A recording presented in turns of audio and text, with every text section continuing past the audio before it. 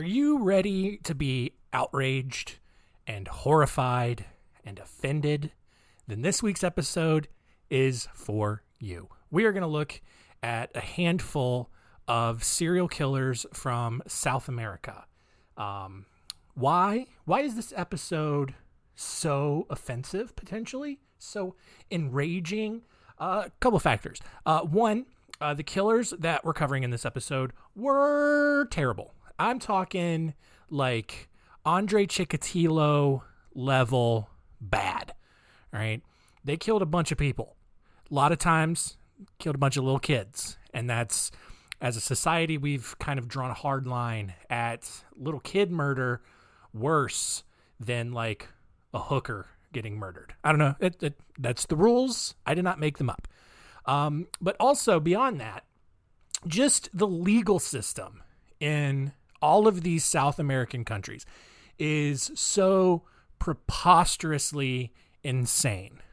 And you're going to learn why. So here we go. It's Our Weird World. Our Weird World.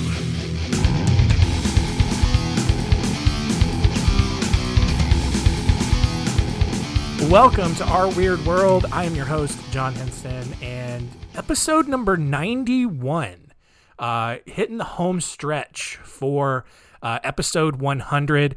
I know I've mentioned this a couple times in a few other episodes, but the official announcement here for episode 100, I am going to get absolutely blitzed. Just like, I'm going to go downstairs and I'm just going to make, like, remember when you were a little kid and you went up to a soda fountain and you made a suicide where you just, every single soda in the fact, just click, click, click, click, click, and it just turned into this like kind of dark purple colored drink. It didn't taste very good, but it was still cool. You did a thing and you would call it, and it was called a suicide. You felt really cool. I don't know. Was that just me? Maybe. But yeah, I'm going to do that with all of the different liquors in our liquor cabinet. And we got a lot because we're a household that drinks. Probably too much by some standards. But yeah, I'm just going to do it. And then I'm going to let it sit for a minute. And then I'm going to come up here and I'm going to try to record an episode. And we'll see how it goes. It's probably not going to go well, but it'll be a celebration nonetheless. Back to the issue at hand today, episode number 91 here of South American killers. We're going to look at the stories of Pedro Lopez, Pedro Filho, Daniel Barbosa, and Luis Garavito. Yeah, I've said it quite a few times already. These are not going to be fun stories, and you're going to probably have a lot of like, what moments all throughout. And these stories right here are the reason I never want to go to South America. All right. Cause you got people like this running around, literally. So let's jump into it. It's story time.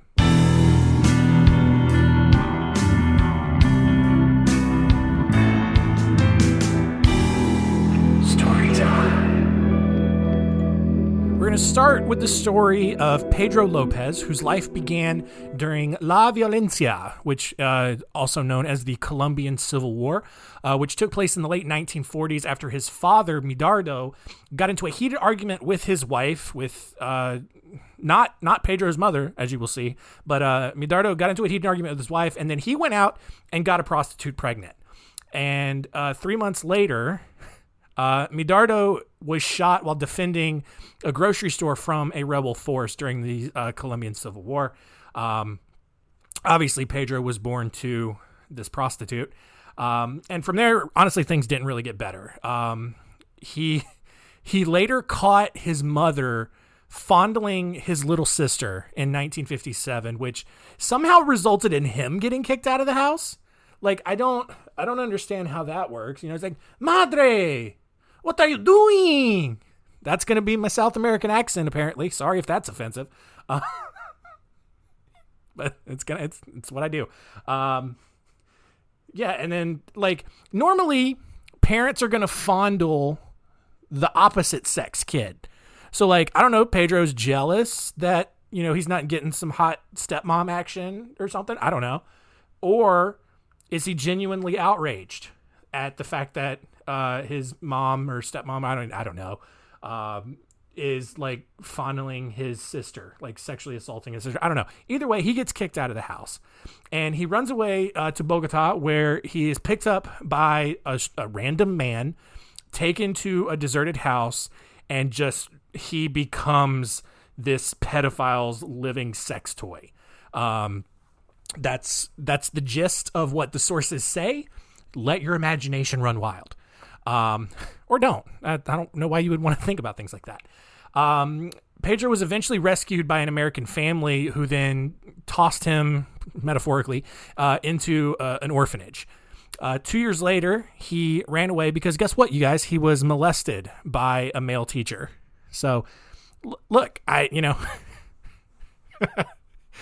maybe, I don't know. I don't know what weird psychological, and I know that like, this is going to sound like I'm being very insensitive right now, but this guy deserves to be ridiculed and talked about this way. And you'll see why here in a minute. But like, that's why I kind of think just like he walks in, we're going back to when he still lived at home. He walks in on his mom molesting his sister and he's like, Madre, why couldn't it be me? It's supposed to be me. Am I not attractive enough for you, Madre? Why? So then he just runs away or he gets kicked out and then he's like, I'll show her, essay. I don't, such a bad accent. But yeah, he's just running around, Colombia and he's like, I'll show her. It should have been me. It should have been me getting molested. You molest me right now. Oh, that's in poor taste. By age 18, Pedro was in prison for theft, and while he was there, he was unsurprisingly gang raped by several different prisoners. And at that point, something clicked in Pedro's really messed up head, because what he did is he actually kind of stood up for himself, and he made a habit of hunting down every single one of his rapists and murdering them. In prison, by the way, like everyone knows it's him that's doing it. And yet somehow Colombian authorities just released him back into society despite having murdered several other inmates. And seeing as that sort of response to things went so well, Pedro traveled over to Peru and he started murdering young girls. I don't know why he picked young girls. I don't know if there's like still this deep-seated jealousy of his sister. Can you imagine? It's just like, no more girls get molested on my watch because I kill them. Why? I don't even know what accent this is anymore. Anyway, by 1978, all right, sources don't get into a lot of details, but get ready for this jump. By 1978, Pedro had committed over 100 murders. And during that time, he was captured by a native tribe who actually intended to sacrifice him before a group of American missionaries arrived on the scene and negotiated his transfer to local police. The police apparently just blatantly ignored his past criminal history and just let him go again. He moved back to Colombia and then he moved over to Ecuador and continued his murders at an average of 3 per week. Right. And when he was in prison, later on, investigators were like, hey, Pedro, bro, why did you do this? And this is what he said. He said, I like the girls in Ecuador. They're more gentle and trusting, more innocent. Why does he sound like, now he just sounds like some Spanish, like he sounds kind of like Antonio Banderas in Shrek, like the Puss in Boots character. I don't know. That's where my head's gone. That's my brain says, hey, do a Spanish accent. That's what we're going to get. But yeah, he targeted little girls in Ecuador just because they were gentle and trusting. Sure. I get it. No, I don't. I don't know why I said that. This is already off the rails and we are only not even through the first story. Pedro was arrested again in 1980 after he actually failed to abduct a little girl. And when questioned by Ecuadorian police, he now has confessed to over 300 murders. And the police thought that was completely preposterous, as should you. It's like, how can someone murder 300 small children. And they didn't believe him. And then a flash flood uncovered a previously unknown mass grave full of dead little girls between ages 9 and 12. He then, when that grave site showed up, he then led police to another 53 grave sites. That's a lot. And he was finally, like 3 years later, he was actually convicted of 110 murders in Ecuador. Now, here's where I got so angry. Like, that should say something. Like, I'm so jaded to serial killers and the thought of murder that this is the part that made me upset. For reasons that no logical person can possibly fathom. Pedro was released from prison in 1994 for good behavior. He was convicted of 110 murders. And because he was well behaved in prison, they let him go. He was literally arrested an hour later. Not because he killed someone. That would be hilarious, honestly. He just...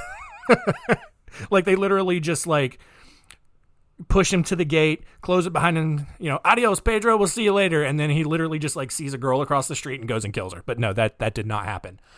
He was arrested for being an illegal immigrant and turned over to Colombian authorities, who then immediately charged him with another set of murders and sent him to a mental institution. So, like, honestly, it sounds more like Colombia wanted him, and Ecuador was just like, well, he's kind of in our system. So, what are you going to do with him? And then they just kind of like orchestrated this weird, like, release and then catch back thing, and just to, take him back to Colombia. Well, guess what, you guys? 4 years later, somehow, again, no one will ever be able to explain this to me. Pedro was declared sane at the mental institution where he was staying, and he was released on a $50 bond. Now, look, I get it. Exchange rate in Colombia, it's pretty ridiculous, all right? $50, 50 American dollars in Colombia. I don't even know what that would have exchanged at in 1998. Probably a couple $100. That's still ridiculous to think that you've murdered for sure over 100 people. You claim over 300, and it's like, you seem normal. Just give us a couple $100 and we'll let you go. So basically what amounts to like an extravagant night out at Applebee's, the Colombian government set a convicted child murderer, just let him go. What's more frightening than all of that is no one knows where he is today. He walked out of that Colombian mental hospital and he was never seen again. As far as I know, as far as I can tell, no one knows whether or not he's back in prison or if he's hiding out somewhere in Colombia or Ecuador or Peru. No one knows if he's murdered a bunch of more little kids. I mean, I guess they would know if kids were disappearing, but like no one knows about where this guy is. So yeah, fun times. Let's go to our other Pedro. Pedro Rodriguez Filho was born on June 17th, 1954 on a farm in southern Brazil. He was born with an injured skull thanks to his father basically using his mother's womb as a speed bag while she was pregnant. So, good start already. When Pedro was 13, he got into a fight with his older cousin and basically pushed him into a sugarcane press. You can probably put two and two together, but basically it's just this giant piece of farm machinery that squeezes sugar juice out of sugarcane. I don't know. Probably. Although his cousin was rescued without being killed, at that point, Pedro was just overcome with the need to start killing things. So the next year in 1967, Pedro's father was fired from his job as a security guard after he was accused of stealing food from the local kitchen.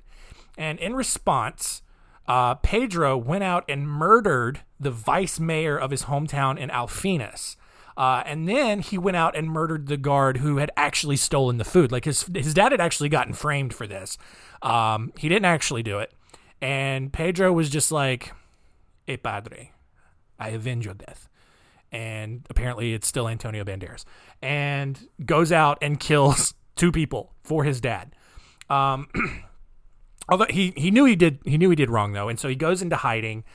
He moves to a suburb of Sao Paulo where he started committing robberies and murdering drug dealers. So now he's kind of like a little Robin Hood sort of guy. There he met Maria Aparecida Olimpia. Aparecida. Yeah, that's it. And moved in with her. When she was killed by some gang members, Pedro vowed to avenge her death, and boy did he. He rounded up various gang members around Sao Paulo and just started torturing them to get information on who had killed his wife. Well, his girlfriend. He then found out that his father, who he had gone to bat for and murdered people in his honor, his father killed his mother with a machete. So Pedro went down to the prison where his father was being held and just killed him right there on the spot. In a prison. Like, that's a ballsy move, to go to a prison where you are not yet an inmate and then to kill an inmate, especially your dad. That's different strokes for different folks, I guess. But he wasn't done. All right. Pedro then goes full Mortal Kombat and cuts out a piece of his father's heart and starts chewing on it and spits it out in a prison. Like, what are the prison guards doing right now? Was this like an unsupervised visit? How do you go into a prison and kill someone, first of all? But then when you've killed them, how do you then like Mortal Kombat their heart out of their chest? They probably cut it out, and then like start chewing on it, and no one catches him for this. No one. He's just walking out of prison with a bloody mouth and just like, all right, guys, I'll see you later. And I don't know what accent that was either, but what we're learning here is that my Spanish accent, not as good as like my German or my Japanese. My Japanese is on point. Or my Australian or my British. Spanish, for some reason, has failed me. All right? But we'll get through it. Pedro was actually finally arrested on May 24th, 1973. And while he was in prison, he killed 4 more inmates and claimed a total of 100 murders in his lifetime up until that point. After several investigations, police actually ended up connecting him to 71 murders.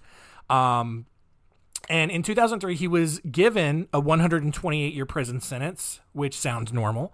And thanks to the additional murders that he committed in prison that they finally did catch him for, that sentence was changed and up to 400 years. All right. Now, I've gone on record and said that I don't understand why courts and judges do these multi-100-year sentences, knowing full well that no one's going to live that long. All right, just call it life in prison versus the death penalty, whichever one you're going for at that point, and call it a day. All right, but whatever, 400 years in prison, I think we can all live with that, especially to a guy who definitely killed 71 people. But here's the thing. Brazilian law is crazy stupid, all right? Because they have a clause in their legal system that says no one can spend more than 30 years in jail, all right? This dude is given a 400-year sentence, and then he is released on April 24th, 2007, when at some point, like when that 30 years was up. All right. He then moves to the city of Fortaleza in northeastern Brazil, and he was just going to be free. Thankfully, he was rearrested on September 15th, 2011 for false imprisonment and inciting a riot. But best case scenario, he is going to get released again, at least in 2041. All right. He may be dead by then, probably will be dead by then, but the fact that that's even a possibility because of how their legal system works is just insane to me. Next story here. Daniel Camargo Barbosa was born on January 22nd, 1930 to a mother who quickly died and then left him in the care of a strict but relatively uncaring father. His father then married an abusive woman who, for her own giggles, dressed Daniel in girls' clothes. And that, of course, is what is the defining factor in what leads Daniel to turn into a generally just terrible person, right? Like in all of these serial killer stories, like you can pretty well see like the obvious point where it's like, oh yeah, that's probably why he's a serial killer. It's like Pedro Lopez, all right, sees his mom molesting his sister. That'll do it, all right? Pedro Filho, like, pushes his cousin into some farm equipment and almost kills him. That's pretty traumatic. And now Daniel Barbosa is dressed up like a girl by his crazy abusive stepmom. So despite entering into a common law marriage with one woman once he grew up, Daniel actually ended up falling in love with another lady named Esperanza that he then planned to actually formally marry. However, when he found out that Esperanza wasn't a virgin, he convinced her that he would keep her around as long as she helped him find other virgin girls for him to have sex with, because that is just a reasonable accommodation, I think. Because look, if growing up in church has taught me one thing, it is that an unpenetrated lady ween is the most important thing on this planet, just the most valuable thing, just an undefiled lady hole, just ripe for a wiener to go in for the first time, is the most important thing. Out of everything humans have created and the advancements that we've made, that's where we have drawn the line and chosen, no, this is what's important. And that's pretty stupid. So, but I don't know. I mean, I'm obviously not a girl. Maybe women think that that's important. Maybe they think their virginity is a sacred item. And if you do, that's cool, man. We're all just trying to get along. Anyway, I don't know. They're just more important things, I think, that we should worry about. Daniel, with the help of Esperanza, was able to drug and rape 5 girls before he and Esperanza were then arrested and sent to separate prisons. Daniel was initially sentenced to 3 years in prison and was openly grateful to the judge for such a lenient sentence. It's just like, hey, judge, thank you so much for this very, very kind sentence. Why? He's Italian or something. I don't know. I can't find the Spanish accent, and it's bothering me at this point. However, this nice judge, thankfully, was replaced by a new judge who was way less tolerant of child rapists and gave Daniel an 8-year sentence instead.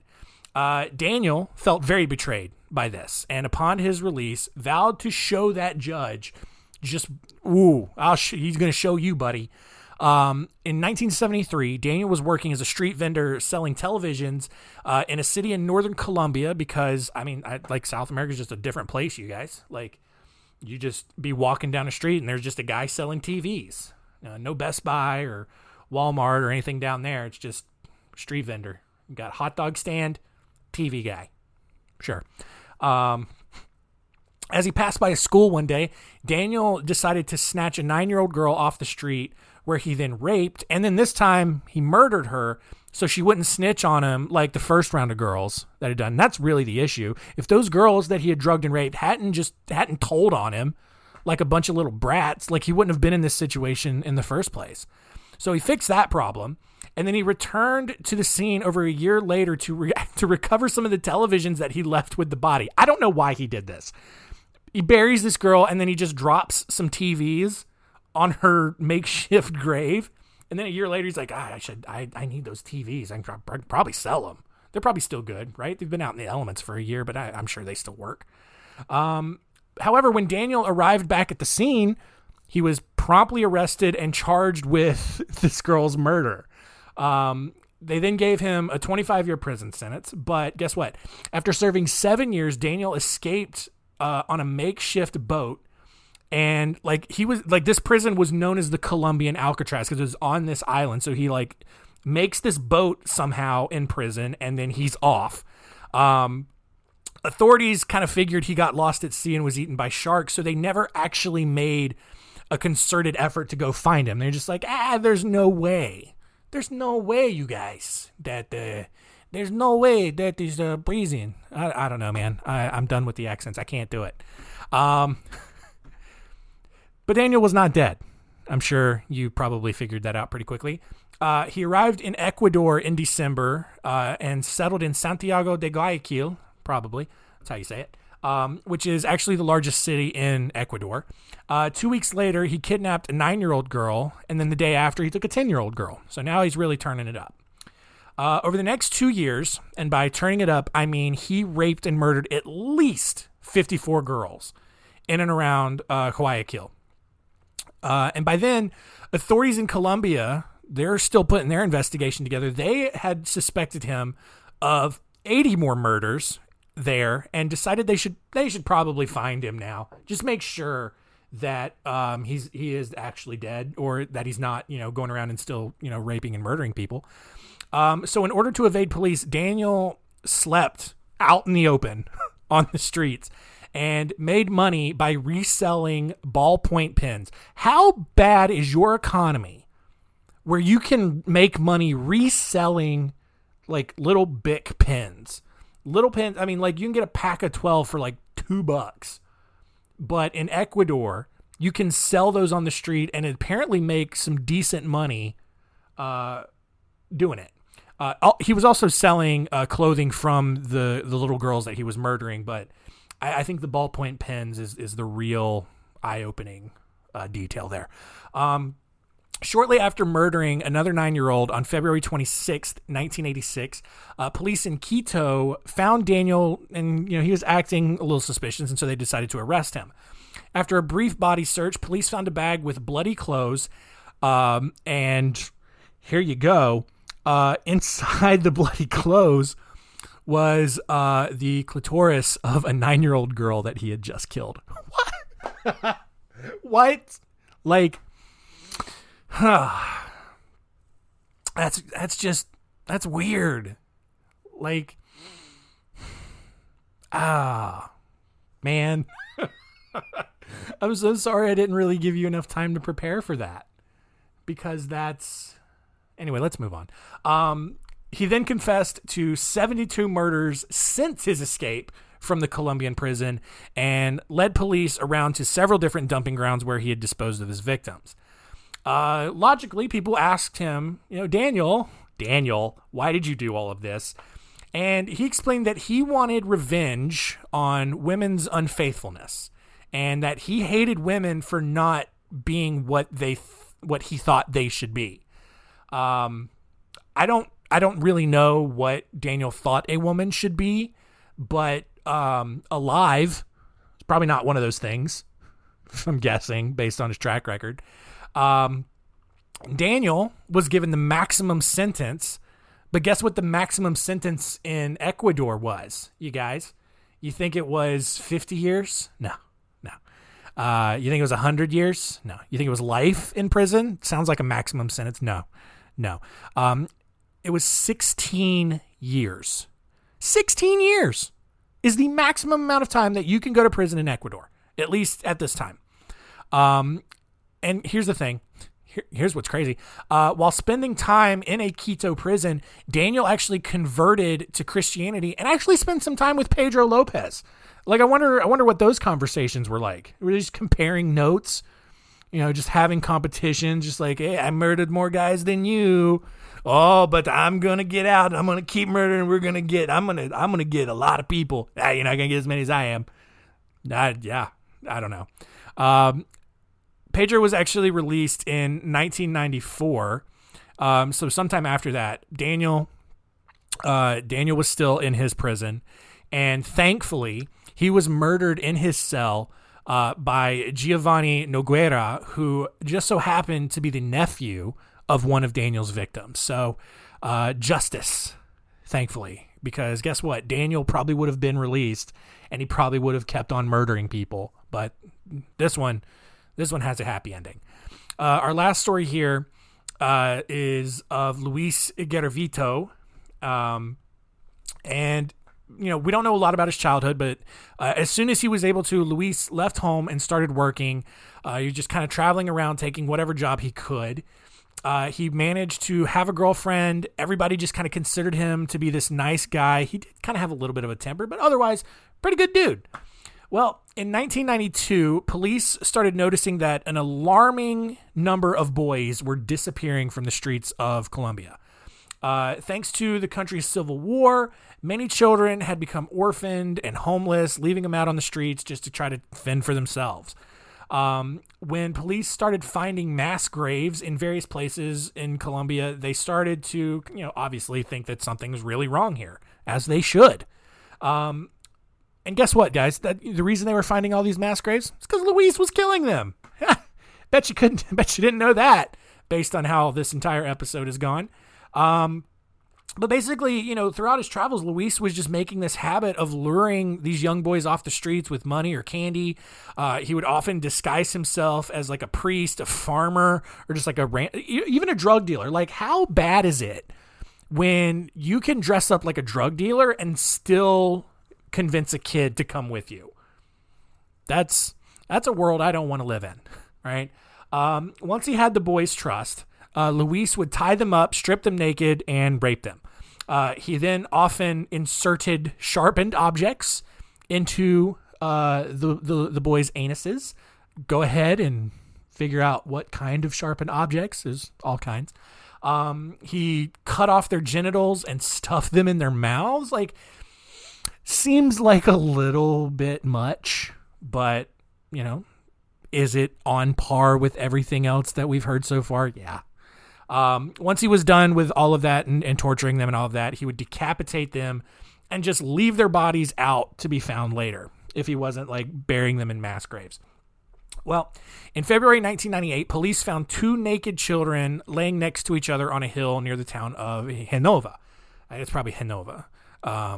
Another body was found the next day, and in both of these cases, the boys had severe cuts on their necks and bruises all over their body, but mostly in their no-no spots. Police also found empty lube and liquor bottles along with the weapon that Luis used to murder them. They also found a note. This was not done on purpose, but police found a note that put them in contact with Luis's girlfriend at the time. When they asked her about him, she told them that she hadn't actually seen him in months, but was happy to turn over a bag full of his belongings.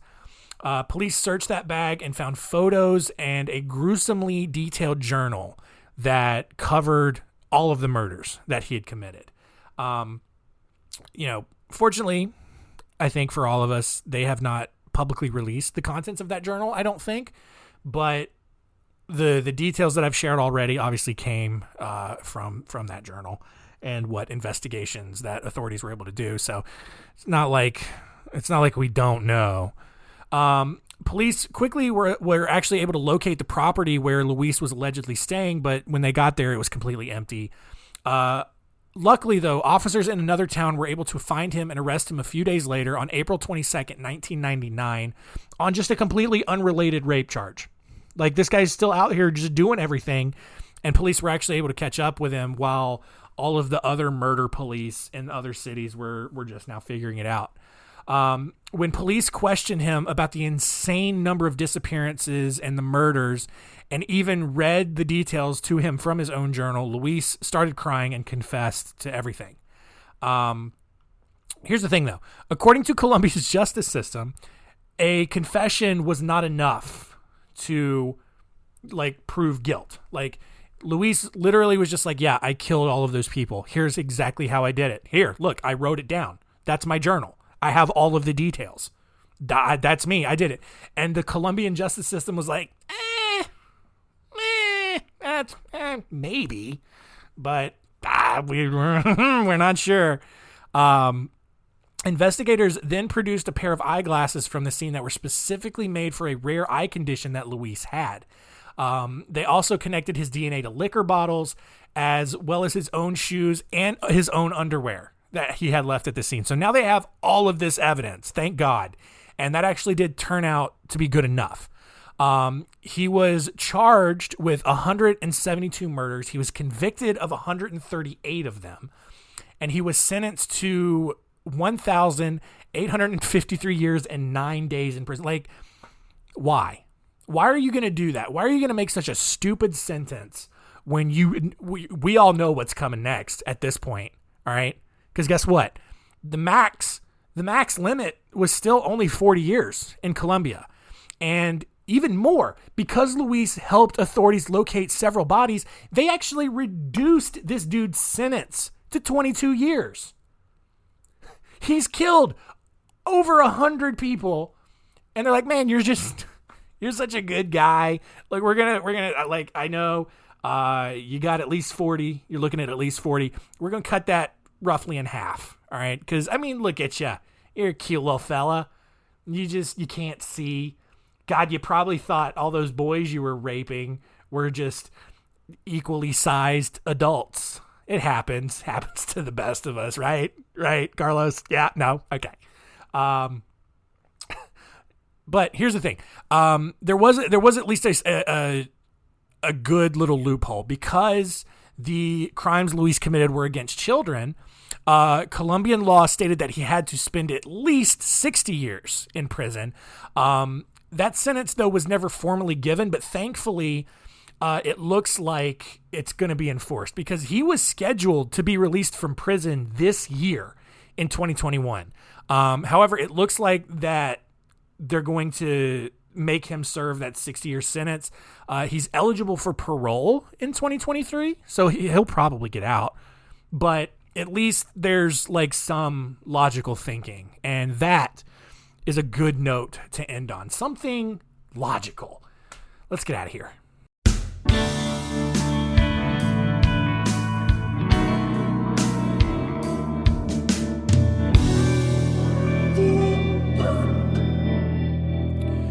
Whew. I mean, look, I'm honestly surprised you came back to this show this week after the dumpster fire that last week's episode was. I mean, I probably would have stopped listening once I heard the Swedish Chef Pearl Jam cover. But then you came back only to get assaulted with one of the worst episodes. Not just the subject matter, but my inability to make an accurate Spanish accent.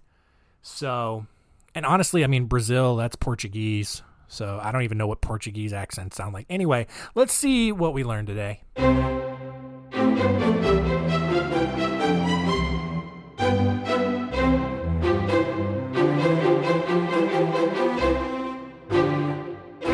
What did we learn? Number one, there are some insanely terrible murderers in South America. Some of them may still be roaming around there right now. So guess who's never going to travel to South America ever? This guy, all right? Sure, Machu Picchu looks pretty cool. Christ the Redeemer statue, probably great.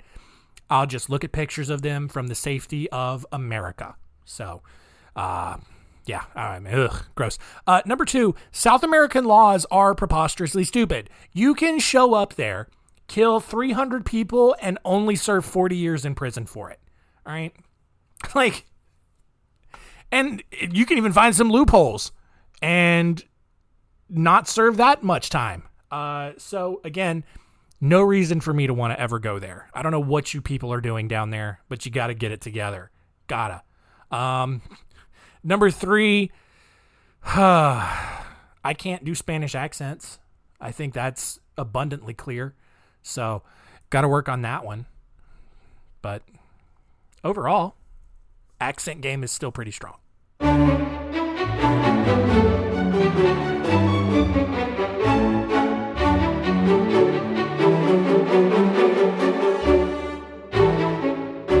Next week on Our Weird World, if you thought this episode was bad, next week is going to be also really terrible.